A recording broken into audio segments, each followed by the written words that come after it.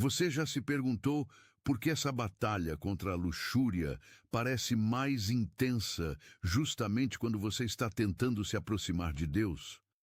Por que é que nos momentos em que você mais busca a pureza, os pensamentos impuros se tornam mais frequentes e poderosos, como se uma força invisível estivesse trabalhando contra a sua transformação espiritual?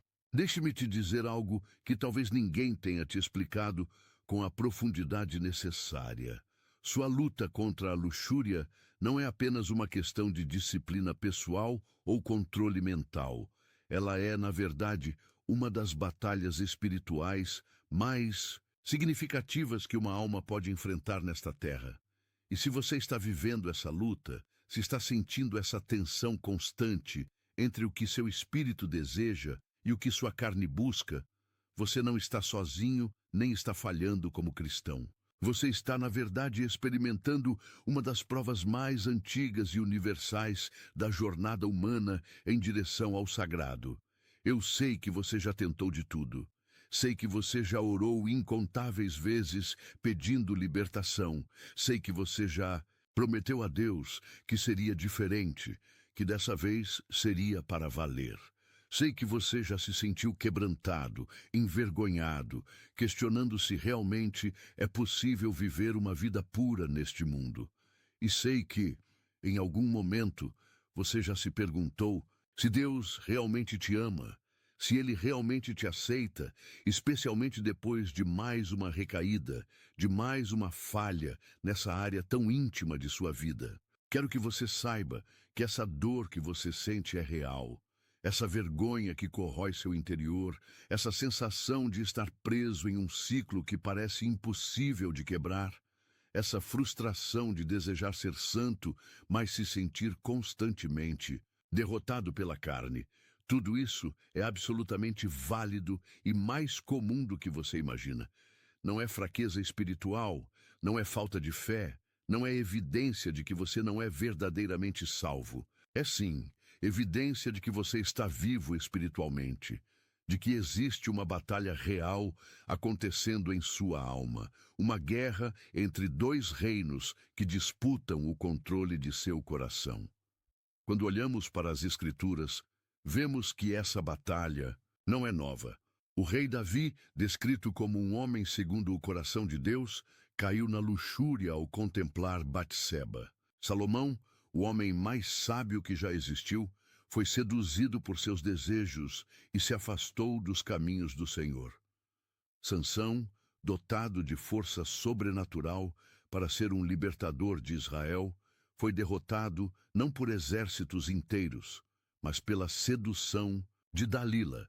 E até mesmo o apóstolo Paulo, aquele que nos deixou os mais profundos ensinamentos sobre a vida cristã, confessou abertamente: porque não faço o bem que quero, mas o mal que não quero, esse faço. Esta é a realidade do coração humano. Esta é a condição universal de toda alma que decide trilhar o caminho da santidade. A luxúria não é apenas um impulso físico ou uma resposta hormonal. Ela é uma expressão da natureza caída, uma manifestação da rebelião original que ainda ecoa em cada fibra do nosso ser. É uma força espiritual que opera através da carne, mas que tem suas raízes plantadas muito mais profundamente do que qualquer explicação meramente biológica poderia alcançar. E é exatamente por isso que métodos puramente humanos, por mais bem-intencionados que sejam, falham repetidamente em proporcionar libertação duradoura. Você pode tentar filtrar sua internet, evitar certas situações, ocupar sua mente com outras atividades. Mas se você não compreender a natureza espiritual dessa batalha, estará sempre lutando apenas contra os sintomas, nunca contra a raiz do problema. A verdade que precisa ser revelada é esta. Sua luta contra a luxúria é, na verdade, uma batalha pelo controle de sua identidade espiritual. É uma guerra entre quem você é em Cristo e quem o inimigo de sua alma quer que você acredite que é. É um conflito entre a nova criação que Deus está formando em você e os padrões antigos que insistem em ressurgir. É uma disputa entre o propósito eterno que Deus tem para a sua vida e as distrações temporais que buscam desviar você desse chamado sagrado. E aqui reside a primeira razão profunda pela qual essa batalha é tão intensa em sua vida. A luxúria é uma das armas mais eficazes do inimigo contra seu propósito divino. Quando você compreende que foi criado para ser um portador da glória de Deus nesta terra, quando você desperta para o fato de que sua vida tem um significado eterno e que você foi chamado para impactar o reino das trevas através da luz que carrega, então você se torna uma ameaça real às forças espirituais da maldade. E uma das maneiras mais eficazes de neutralizar essa ameaça é através da luxúria, porque ela não apenas compromete sua pureza, mas também ataca diretamente sua autoestima espiritual, fazendo você questionar sua identidade em Cristo e sua capacidade de ser usado por Deus. A luxúria opera como uma cortina de fumaça espiritual. Ela não apenas o tenta ao pecado, mas também distorce sua percepção de quem você realmente é. Quando você cede à luxúria, não está apenas cometendo um ato impuro, está, simbolicamente, trocando sua identidade de filho de Deus pela identidade de escravo da carne. Está escolhendo a gratificação imediata em detrimento da recompensa eterna. Está permitindo que uma força exterior defina seu valor interior. E o inimigo sabe que uma vez que você aceite essa identidade distorcida, será muito mais difícil você caminhar no poder e na autoridade que Deus lhe concedeu. Pense em José do Egito. Quando a esposa de Potifar tentou seduzi-lo, não era apenas uma questão de desejo físico que estava em jogo. Era uma questão de identidade e destino. José sabia quem ele era, um homem com um propósito divino, e sabia que ceder àquela tentação significaria comprometer não apenas sua pureza, mas todo o plano que Deus tinha para sua vida. Sua resposta: como, pois, faria eu tamanha maldade? E pecaria contra Deus, revela que ele entendia a dimensão espiritual daquele momento. Ele sabia que aquela não era apenas uma decisão moral, mas uma decisão sobre quem ele escolheria ser e a que reino ele serviria. A segunda razão pela qual essa batalha é tão persistente é que a luxúria funciona como um substituto espiritual para a intimidade genuína com Deus. No fundo do seu coração, existe uma sede profunda e inextinguível por conexão, por união, por transcendência. Você foi criado para experimentar uma intimidade profunda com seu Criador, uma comunhão que satisfaça os anseios mais profundos de sua alma. Mas quando essa sede não é saciada na fonte correta, quando você não está experimentando a plenitude do amor de Deus em sua vida diária, sua alma busca alternativas. E a luxúria se apresenta como uma dessas alternativas, prometendo uma satisfação que ela nunca pode realmente proporcionar. A luxúria é, em essência, uma busca distorcida pelo sagrado. É uma tentativa desesperada de preencher o vazio espiritual através de meios carnais. É por isso que a gratificação que ela oferece é sempre temporária e deixa você mais vazio do que antes. É por isso que, não importa quantas vezes você ceda, a sede nunca é realmente saciada, porque você está tentando matar a fome espiritual com alimento carnal, está tentando saciar a sede eterna com água temporal. Quando você compreende isso, percebe que a solução não está apenas em resistir à tentação, mas em redirecionar essa sede para sua fonte original. A verdadeira libertação da luxúria vem quando você aprende a experimentar uma intimidade genuína com Deus. Quando você descobre que existe uma satisfação disponível na presença do Senhor que supera qualquer prazer carnal. É quando você prova e vê que o Senhor é bom, Quando você experimenta o amor incondicional do Pai, quando você se permite ser abraçado pela graça infinita, que a luxúria perde seu poder sedutor sobre você. Davi, mesmo depois de sua queda com Batseba, compreendeu essa verdade. No Salmo 63, ele escreve: A minha alma tem sede de ti, a minha carne te deseja ardentemente numa terra seca e sedenta, onde não há água. Ele estava expressando que havia descoberto que sua sede mais profunda era por Deus, e que quando essa sede era saciada na fonte correta, todas as outras sedes perdiam sua urgência. A terceira razão pela qual você enfrenta essa batalha tão intensamente está relacionada às feridas emocionais não curadas que existem em sua alma. A luxúria frequentemente se alimenta de dores não processadas, de rejeições não curadas, de vazios emocionais que nunca foram adequadamente preenchidos. Talvez você tenha crescido sem sentir o amor incondicional de um pai, ou talvez tenha experimentado rejeição em relacionamentos significativos. Talvez você carregue feridas de abandono, de traição, de abuso, ou simplesmente de não ter se sentido verdadeiramente aceito e valorizado por quem você é. Essas feridas criam um vazio emocional que busca desesperadamente ser preenchido. E a luxúria se apresenta como um analgésico temporário para essa dor. Ela oferece uma fuga momentânea da realidade emocional dolorosa, uma sensação temporária de prazer que mascara a dor subjacente. Mas assim como qualquer analgésico, ela nunca cura a ferida real. Apenas camufla os sintomas enquanto a infecção espiritual continua se espalhando.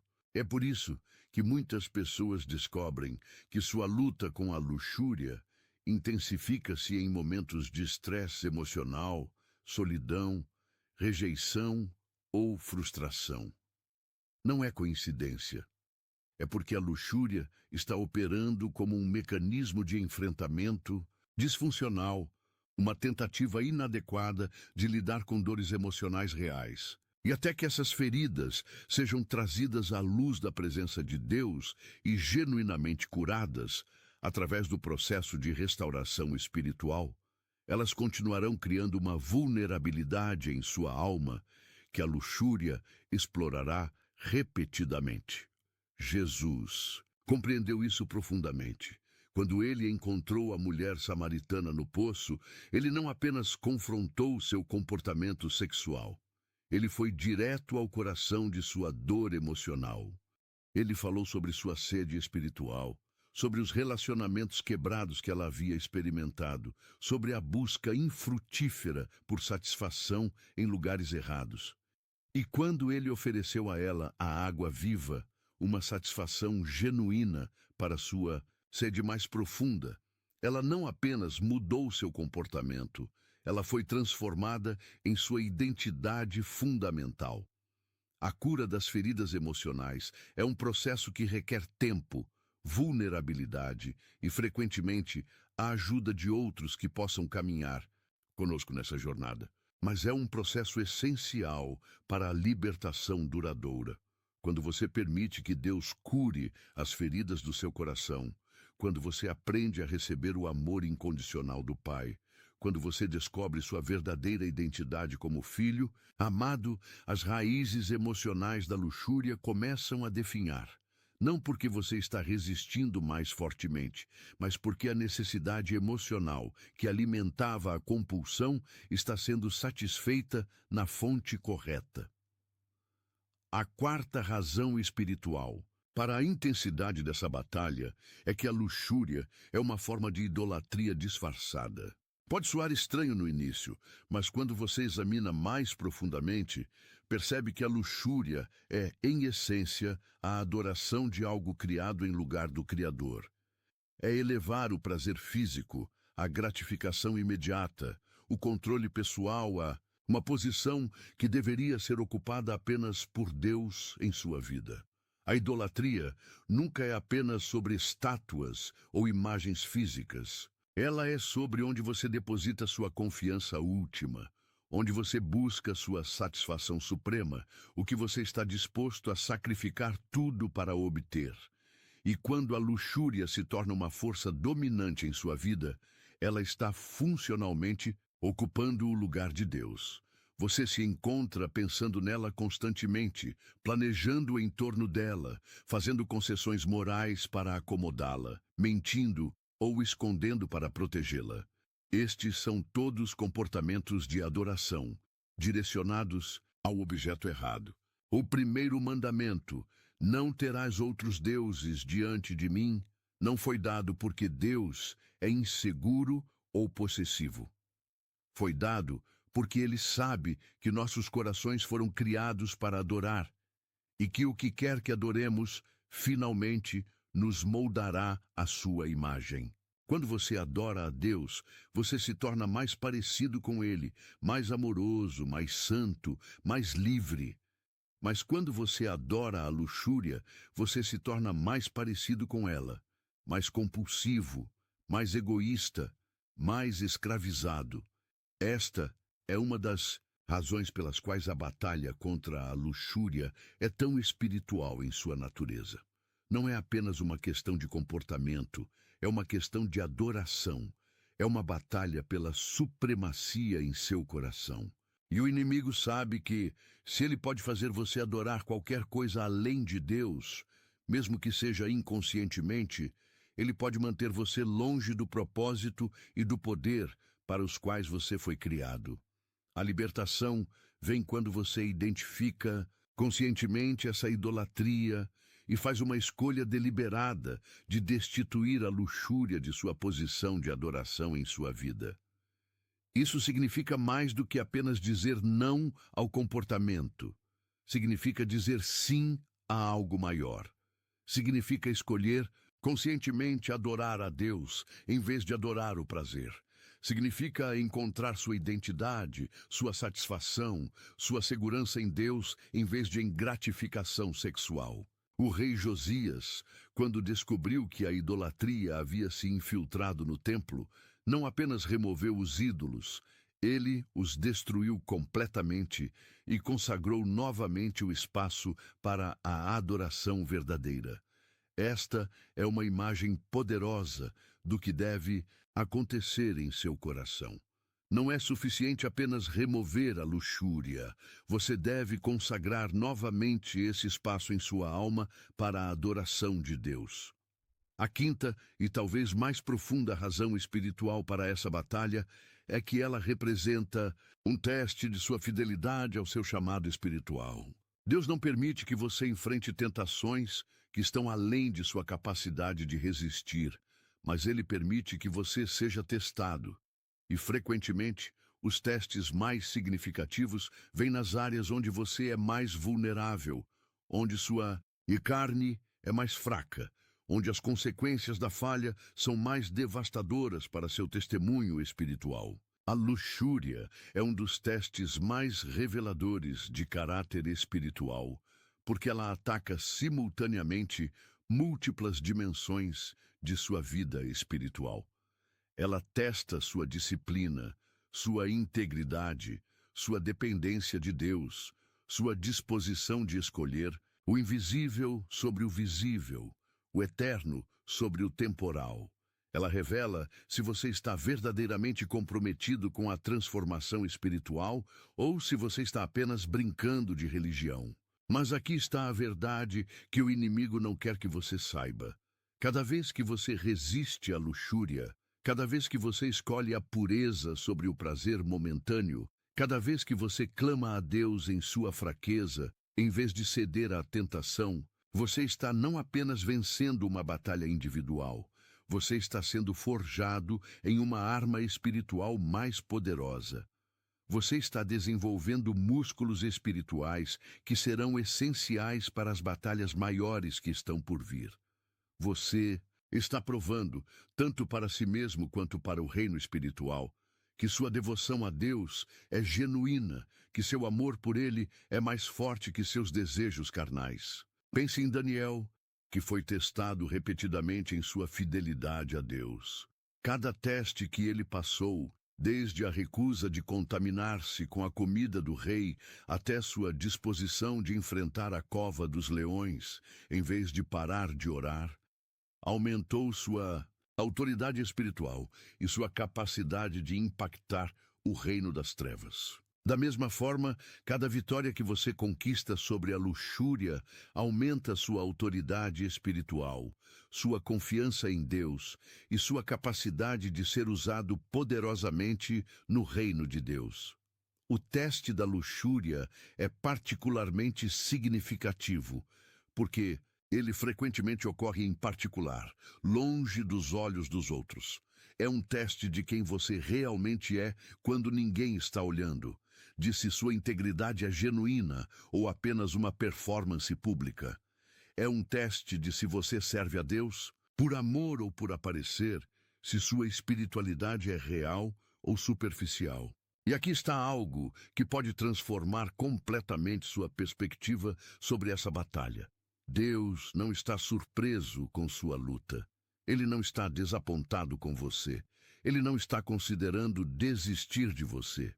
Pelo contrário, o fato de que você está enfrentando essa batalha, o fato de que ela é tão intensa, o fato de que você se importa tanto com ela, pode ser evidência de que Deus tem planos significativos para a sua vida. Pode ser evidência de que o inimigo está trabalhando overtime para tentar impedir você de alcançar seu destino espiritual. Satanás não perde tempo tentando pessoas que não representam uma ameaça ao seu reino. Ele não desperdiça munição em alvos insignificantes. Se você está enfrentando uma batalha espiritual intensa, se a luxúria parece ter como alvo específico sua vida, isso pode ser porque você tem um potencial espiritual que o inimigo está desesperado para neutralizar. Isso pode ser porque existe um chamado em sua vida que ele está tentando impedir você de descobrir e cumprir. Esta perspectiva muda tudo. Em vez de ver sua luta como evidência de falha espiritual, você pode começar a vê-la como evidência de significado espiritual.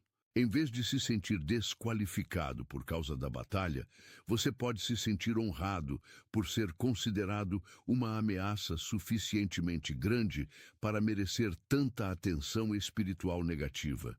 Mas compreender as razões espirituais por trás da batalha é apenas o começo.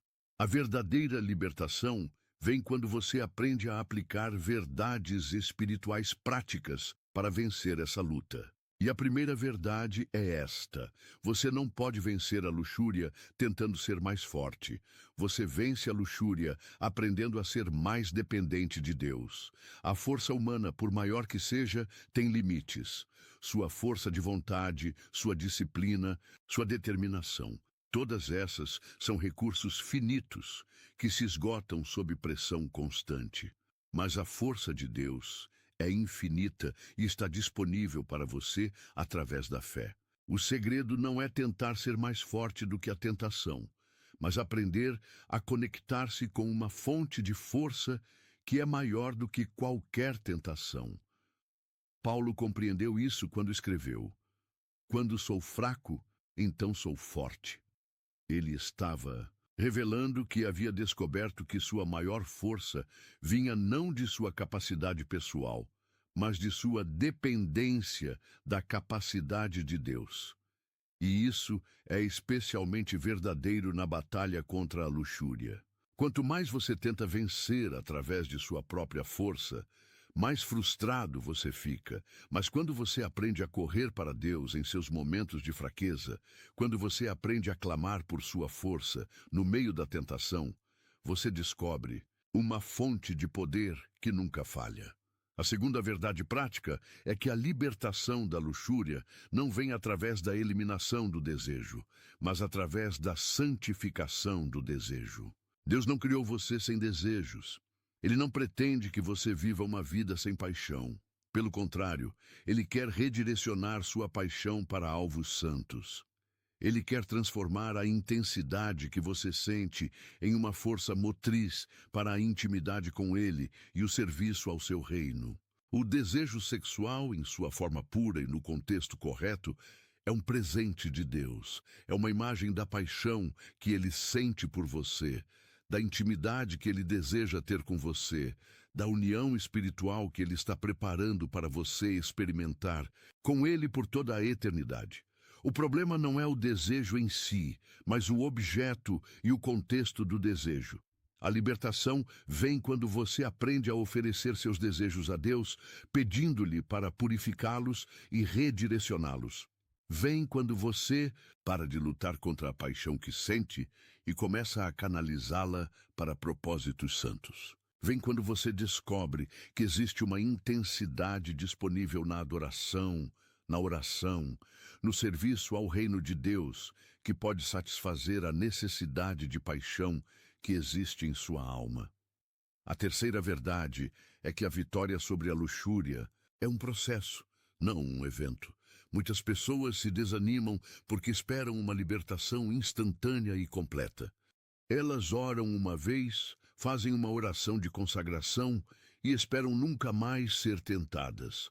Mas essa não é geralmente como Deus opera na santificação.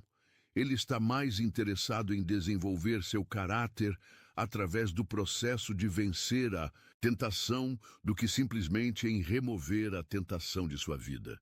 Cada tentação que você enfrenta é uma oportunidade de crescer espiritualmente. Cada momento em que você escolhe orar, em vez de ceder, em que você busca a Deus, em vez de buscar gratificação, em que você confia na força dele, em vez de desistir na sua própria fraqueza, você está sendo transformado. Você está desenvolvendo resistência espiritual, discernimento espiritual, dependência espiritual. O processo pode ser longo, pode incluir falhas ocasionais, pode ter altos e baixos. Mas se você se mantiver comprometido com o processo, se você continuar buscando a Deus, mesmo quando falhar, se você se recusar a desistir mesmo quando a batalha parece impossível, você descobrirá que Deus é fiel para completar a obra que Ele começou em você. A quarta verdade prática é que a comunidade espiritual é essencial para a vitória. A luxúria prospera no isolamento, no segredo, na vergonha. Ela perde seu poder quando é trazida à luz, quando é compartilhada com outros que podem oferecer oração, encorajamento e accountability. Deus nunca pretendeu que você enfrentasse suas batalhas espirituais sozinho. Encontrar alguém de confiança, um mentor espiritual, um grupo de accountability, um conselheiro cristão, com quem você possa ser completamente honesto sobre sua luta pode ser um ponto de virada em sua jornada de libertação. Não porque essa pessoa tem algum poder mágico para libertar você, mas porque a confissão quebra o poder do segredo e o encorajamento fortalece sua resolução quando você está tentado a desistir. Tiago escreveu: confessai as vossas culpas uns aos outros e orai uns pelos outros para que sareis. Existe algo poderoso na confissão mútua e na oração compartilhada que libera o poder de Deus de maneiras que a luta solitária nunca pode fazer.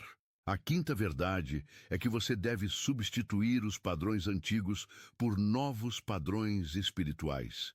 Não é suficiente apenas parar de fazer algo. Você deve começar a fazer algo diferente. A natureza odeia o vácuo. Se você simplesmente tentar eliminar a luxúria de sua vida sem substituí-la por algo positivo, você criará um vazio que será preenchido por algo. E, frequentemente, será preenchido pela mesma coisa que você estava tentando eliminar. Isso significa desenvolver novos hábitos de oração, de estudo da palavra, de adoração, de serviço. Significa encontrar maneiras saudáveis de canalizar sua energia e paixão. Significa criar estruturas em sua vida que apoiem seus objetivos espirituais e eliminem ou minimizem as tentações desnecessárias. Não se trata de legalismo ou de tentar ganhar o favor de Deus através de obras. Trata-se de cooperar com a obra que Deus está fazendo em você, de criar um ambiente em sua vida onde a transformação espiritual pode florescer, de substituir padrões destrutivos por padrões que edificam sua alma e honram a Deus. E, finalmente, a verdade mais importante: sua identidade não é definida por sua luta. Você não é um viciado em luxúria que está tentando ser cristão. Você é um filho de Deus que está aprendendo a viver de acordo com sua verdadeira identidade. Você não é suas tentações. Você não é suas falhas. Você não é seus momentos mais fracos. Você é quem Deus diz que você é: amado, aceito, valorizado, perdoado e sendo transformado à imagem de Cristo. O inimigo de sua alma quer que você se identifique com sua luta. Ele quer que você acredite que a luxúria é simplesmente quem você é, que é sua natureza fundamental, que é impossível para você viver de outra forma. Mas isso é uma mentira. Sua luta não define você. Sua resposta à luta define você. E cada vez que você escolhe buscar a Deus no meio da tentação, você está demonstrando quem você realmente é. Existe uma guerra acontecendo pela narrativa de sua vida. O inimigo está tentando escrever uma história de derrota, de escravidão, de fracasso espiritual. Mas Deus está escrevendo uma história de redenção, de transformação, de vitória, através da dependência nele. E você tem o poder de escolher qual história você irá viver. Quando Jesus encontrou a mulher apanhada em adultério, ele não a definiu por seu pecado. Ele a definiu por seu potencial de transformação. Quando ele disse: vai e não peques mais, ele não estava apenas dando uma ordem, ele estava fazendo uma declaração sobre quem ela realmente era. Alguém capaz de viver de forma diferente. Alguém com a capacidade de escolher a retidão. Alguém digna de uma segunda chance. Da mesma forma, Deus não está olhando para você através das lentes de suas falhas. Ele está olhando para você através das lentes de sua graça, vendo não apenas quem você é hoje, mas quem você está se tornando através do processo de santificação. Ele vê o fim desde o começo. Ele vê a pessoa madura e vitoriosa que você será quando ele completar a obra que começou em você. Esta perspectiva muda tudo sobre como você aborda sua luta. Em vez de lutar a partir de um lugar de vergonha e desespero, você pode lutar a partir de um lugar de identidade e esperança. Em vez de tentar provar algo para Deus, você pode descansar no que ele já provou sobre você através de Cristo. Em vez de temer que você nunca mudará, você pode ter confiança de que aquele que começou a boa obra em você será fiel para completá-la. A jornada não será fácil. Haverá dias quando a tentação parecerá esmagadora. Haverá momentos quando você se sentirá fraco demais para continuar lutando. Haverá ocasiões quando você poderá falhar e se sentir tentado a desistir completamente. Mas lembre-se, a força de Deus é aperfeiçoada na fraqueza. Sua graça é suficiente. Seu amor por você nunca falha. E ele está comprometido com sua transformação muito mais do que você mesmo está. Cada manhã é uma nova oportunidade de escolher quem você será naquele dia. Cada tentação é uma nova oportunidade de exercitar sua dependência de Deus. Cada vitória, por menor que seja, é evidência de que a transformação está acontecendo. E cada passo adiante, mesmo que seja pequeno, o aproxima mais da pessoa que Deus criou você para ser. A luxúria pode parecer poderosa, mas ela não é mais poderosa do que o Deus que vive em você. Ela pode parecer persistente, mas ela não é mais persistente do que o amor de Deus por você. Ela pode parecer impossível de vencer, mas todas as coisas são possíveis para aquele que crê. Sua luta contra a luxúria não é evidência de que você é espiritualmente defeituoso. É evidência de que você está espiritualmente vivo, de que existe uma batalha real acontecendo por sua alma, de que você tem um destino espiritual que vale a pena lutar para alcançar. E quando você finalmente experimentar a liberdade verdadeira, e você experimentará, você será capaz de olhar para trás e ver que cada batalha valeu a pena, que cada momento de dependência de Deus o aproximou mais dele, que cada vitória o preparou para impactar outros que estão enfrentando as mesmas lutas. Você não está lutando apenas por sua própria liberdade. Você está lutando para se tornar alguém que pode ajudar outros a encontrar sua liberdade. Você está sendo preparado para ser um guerreiro no reino de Deus, alguém que conhece tanto o poder da tentação quanto o poder da graça de Deus. Você está sendo moldado em uma arma nas mãos de Deus para trazer libertação a outros que estão presos onde você uma vez esteve. Esta é a perspectiva eterna. Esta é a visão do reino. Esta é a verdade que pode sustentar você através dos dias mais difíceis da batalha. Você não está apenas lutando para parar de fazer algo que o prejudica. Você está lutando para se tornar alguém que pode trazer cura para um mundo ferido, alguém que pode demonstrar o poder transformador de Deus, alguém através de quem Deus pode tocar outras vidas com sua graça. E no final, quando você estiver do outro lado dessa batalha, quando você puder olhar para trás e ver como Deus usou até mesmo sua luta para moldá-lo em quem você é hoje, você compreenderá que nada foi desperdiçado. Cada lágrima derramada em oração, cada momento de quebrantamento diante do altar, cada vez que você clamou por misericórdia em sua fraqueza, cada ocasião em que você escolheu buscar a Deus em vez de ceder à tentação, tudo isso estava contribuindo para um propósito maior do que você podia ver no momento. Sua luta contra a luxúria está ensinando você sobre a natureza da dependência divina de uma maneira que talvez nenhuma outra experiência poderia ensinar. Está revelando a você as profundezas da graça de Deus, a paciência infinita de seu amor, a constância de sua fidelidade mesmo quando você se sente infiel. Está mostrando que ele não o ama por causa de sua performance espiritual, mas simplesmente porque você é seu filho, criado à sua imagem, comprado com o sangue de Jesus, selado com o Espírito Santo para o dia da redenção.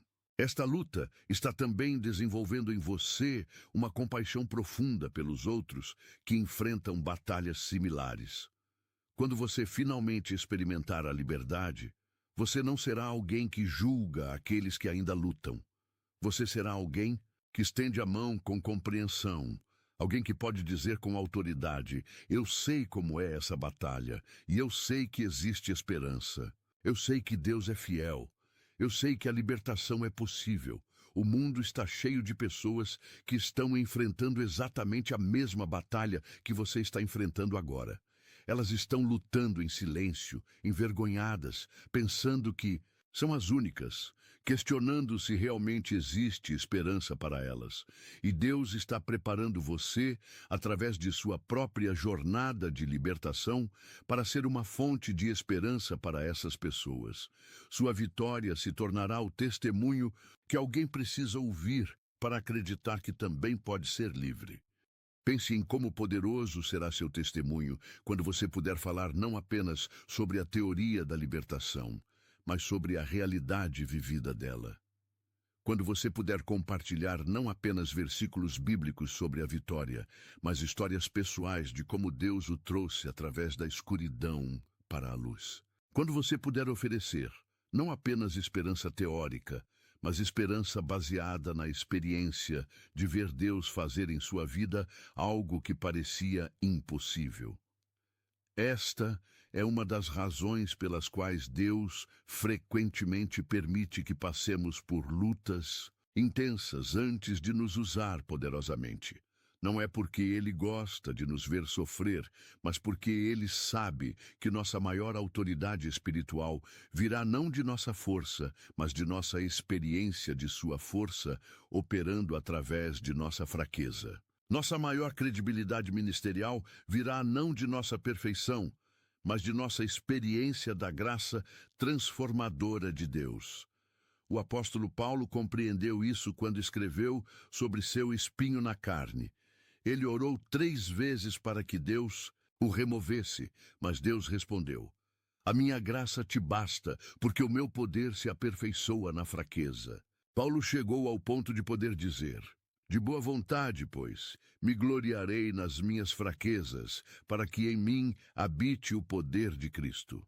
Ele havia descoberto que suas lutas não o desqualificavam para o ministério. Elas o qualificavam para um tipo específico de ministério. Um ministério de graça para os fracos, de esperança para os desesperados, de libertação para os cativos. Sua luta contra a luxúria pode estar preparando você para exatamente esse tipo de ministério. Pode estar qualificando você para alcançar pessoas que ninguém mais pode alcançar, para falar vida sobre situações que parecem mortas, para demonstrar o poder de Deus em áreas onde outros só veem derrota. Sua experiência de libertação pode se tornar a chave que abre as prisões em que outros estão presos. Mas para que isso aconteça, você deve perseverar através do processo. Você deve se recusar a desistir, mesmo quando a batalha parece interminável. Você deve continuar buscando a Deus, mesmo quando se sente indigno de sua presença. Você deve continuar acreditando em sua bondade, mesmo quando suas circunstâncias sugerem o contrário. Você deve continuar confiando em suas promessas, mesmo quando sua experiência presente parece contradizê-las. A fé é chamada de fé exatamente porque ela opera, independentemente das circunstâncias visíveis. É a capacidade de acreditar no que Deus disse sobre você e sobre sua situação, mesmo quando tudo ao seu redor parece contradizer isso. É a decisão de confiar no caráter de Deus, mesmo quando você não pode entender seus métodos. É a escolha de se apoiar em suas promessas, mesmo quando você não pode ver como elas se cumprirão. E aqui está uma promessa na qual você pode se apoiar com total confiança. Fiel é o que vos chama, o qual também o fará. Deus não o chamou para a santidade, sem também providenciar tudo o que você precisa para viver de forma santa.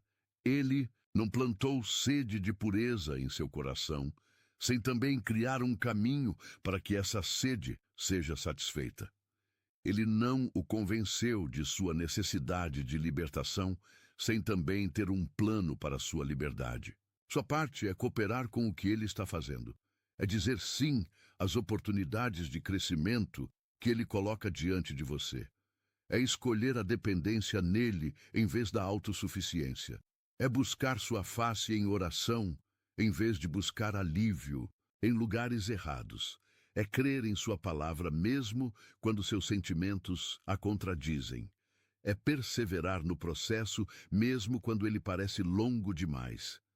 Lembre-se de que Deus opera em uma linha de tempo eterna, não apenas temporal.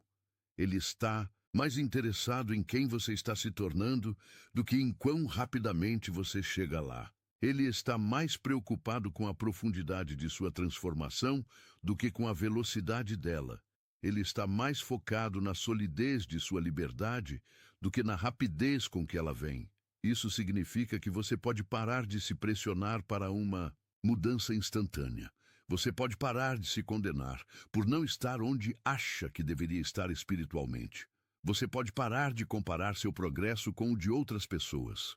Você pode descansar na realidade de que Deus está trabalhando em você, através de você e por você, mesmo quando você não pode ver evidência disso. Cada dia que você escolhe buscar a Deus, algo está acontecendo espiritualmente.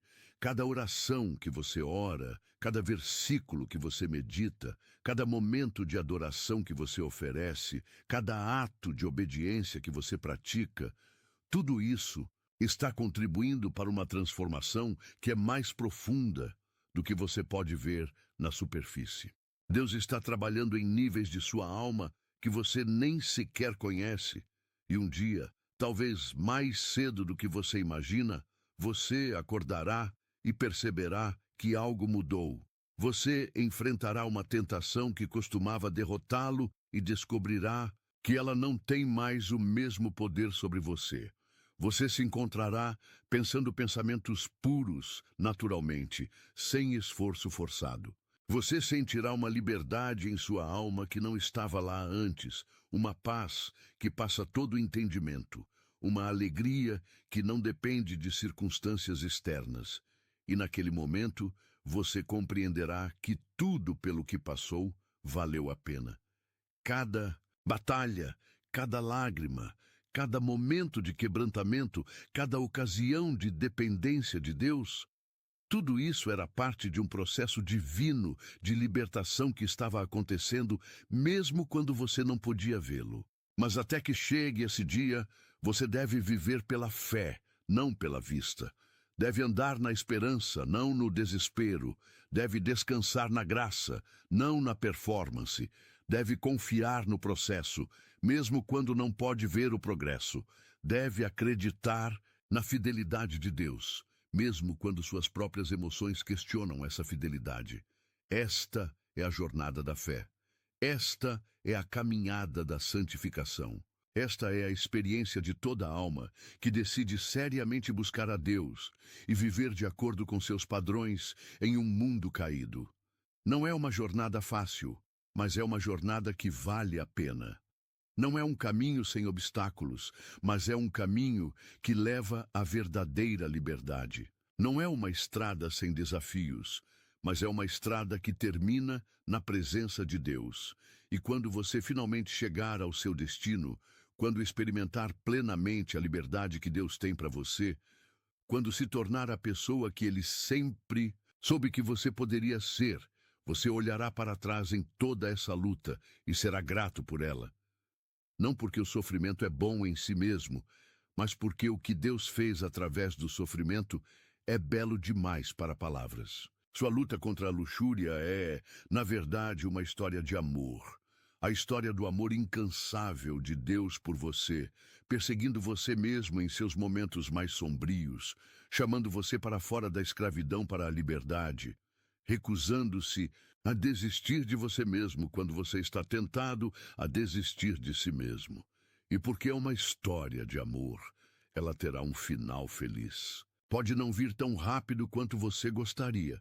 Pode não acontecer da maneira que você espera, mas virá, porque o amor de Deus nunca falha, sua fidelidade nunca vacila e sua graça sempre é suficiente.